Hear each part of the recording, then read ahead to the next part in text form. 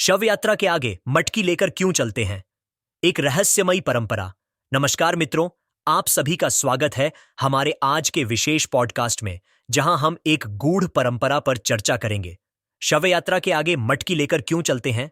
यह प्रश्न कई लोगों के मन में आता होगा, लेकिन इसका उत्तर केवल धार्मिक दृष्टि से ही नहीं, बल्कि सांस्कृतिक और आध्यात्मिक पहलुओं से भी जुड़ा हुआ है। भारतीय संस्कृति में अंतिम संस्कार केवल शरीर के दाह संस्कार की प्रक्रिया नहीं, बल्कि आत्मा की मुक्ति का एक पवित्र अनुष्ठान माना जाता है। जब किसी व्यक्ति की मृत्यु होती है, तो उसे श्मशान ले जाने की परंपरा सदियों से चली आ रही है। लेकिन क्या आपने कभी गौर किया है कि जब शव यात्रा निकलती है, तो एक व्यक्ति आगे आगे चलता है, जिसके हाथ में एक जल से भरी हुई मटकी होती है, और फिर वह मटकी को धीरे धीरे तोड़ देता है। आखिर ऐसा क्यों किया जाता है? इस प्रथा का गहरा संबंध हिंदू धर्म की मान्यताओं से है। जब किसी व्यक्ति का निधन होता है, तो माना जाता है कि उसकी आत्मा अभी पूरी तरह से इस संसार को नहीं छोड़ पाई है। मृत्यु के बाद भी आत्मा का मोह बना रहता है, और उसे अगले संसार की यात्रा के लिए तैयार करने के लिए कई धार्मिक अनुष्ठान किए जाते हैं। मटकी फोड़ने की यह परंपरा भी उसी प्रक्रिया का एक हिस्सा है। माना जाता है कि जब जीव इस संसार को छोड़ता है, तो उसका पंच तत्वों से बना शरीर नष्ट हो जाता है, लेकिन आत्मा अमर रहती है। जल इनमें से एक प्रमुख तत्व है, जो जीवन और मृत्यु दोनों से जुड़ा हुआ है। जब शव यात्रा के आगे जल से भरी मटकी को लेकर चला जाता है, तो यह प्रतीक होता है कि मृत आत्मा के लिए संसार के सभी भौतिक बंधनों को तोड़ा जा रहा है। मटकी फोड़ने का अर्थ यह है कि अब आत्मा के लौटने का कोई मार्ग नहीं है, और उसे अगले जीवन की यात्रा शुरू करनी चाहिए। इस परंपरा को वैज्ञानिक और मनोवैज्ञानिक दृष्टि से भी देखा जाए, तो इसके पीछे कई कारण हो सकते हैं।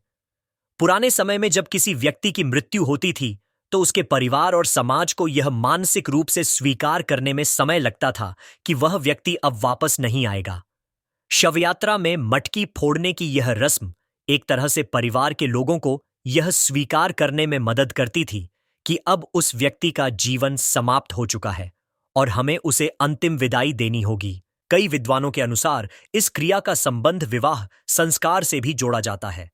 जिस प्रकार विवाह में सप्तपदी यानी 7 फेरे होते हैं, और हर फेरे का एक विशेष अर्थ होता है, वैसे ही मृत्यु के समय भी कुछ विशेष कर्मकांड किए जाते हैं। विवाह में जहां अग्नि को साक्षी मानकर 7 जन्मों तक साथ निभाने की प्रतिज्ञा ली जाती है, वहीं मृत्यु के बाद इस जीवन के सभी बंधनों को समाप्त करने के लिए जल और अग्नि की सहायता से अंतिम संस्कार किया जाता है। एक और मान्यता यह भी है कि जब मटकी को तोड़ा जाता है, तो मृत आत्मा के साथ आए हुए किसी भी अशुभ प्रभाव को समाप्त कर दिया जाता है। प्राचीन काल से ही यह माना जाता रहा है कि मृत्यु के समय कुछ अदृश्य शक्तियां सक्रिय हो जाती हैं और आत्मा को अपने वश में करने की कोशिश करती हैं। इसीलिए जल का छिड़काव और मंत्रोच्चारण किए जाते हैं, ताकि आत्मा को सुरक्षित मोक्ष की ओर भेजा जा सके। एक अन्य रोचक पहलू यह भी है कि मटकी फोड़ने की यह परंपरा केवल हिंदू धर्म में ही नहीं, बल्कि दुनिया के कई अन्य हिस्सों में भी देखने को मिलती है। मिस्र, ग्रीस और रोम की प्राचीन सभ्यताओं में भी मृत्यु के समय जल से जुड़े अनुष्ठान किए जाते थे। ऐसा माना जाता था कि जल आत्मा को शुद्ध करने और उसे स्वर्ग लोक तक पहुंचाने में सहायक होता है। अब यदि हम इस परंपरा को आध्यात्मिक दृष्टि से देखें, तो यह जीवन और मृत्यु के चक्र को दर्शाती है।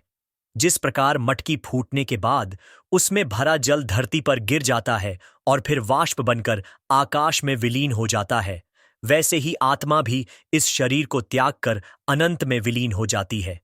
यह हमें सिखाता है कि मृत्यु अंत नहीं है, बल्कि एक नई यात्रा की शुरुआत है। समय के साथ कुछ परंपराएं बदलती गई हैं, लेकिन मटकी फोड़ने की यह रस्म आज भी अंतिम संस्कार का एक महत्वपूर्ण हिस्सा बनी हुई है। हालांकि आधुनिक समाज में कई जगहों पर यह प्रथा कम हो रही है, लेकिन इसके पीछे की आध्यात्मिक और सांस्कृतिक मान्यताएं अभी भी जीवित हैं।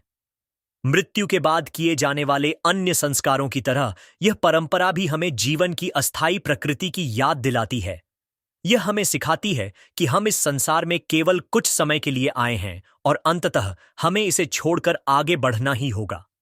इसलिए जब भी हम जीवन में अहंकार, क्रोध और लालच में फंस जाते हैं, तो हमें यह याद रखना चाहिए कि अंततः हम सभी को एक दिन यह संसार छोड़कर जाना है। आशा करता हूं कि आज का यह पॉडकास्ट आपको एक नई दृष्टि प्रदान करेगा और आपको हमारे भारतीय संस्कारों की गहराई को समझने में मदद करेगा।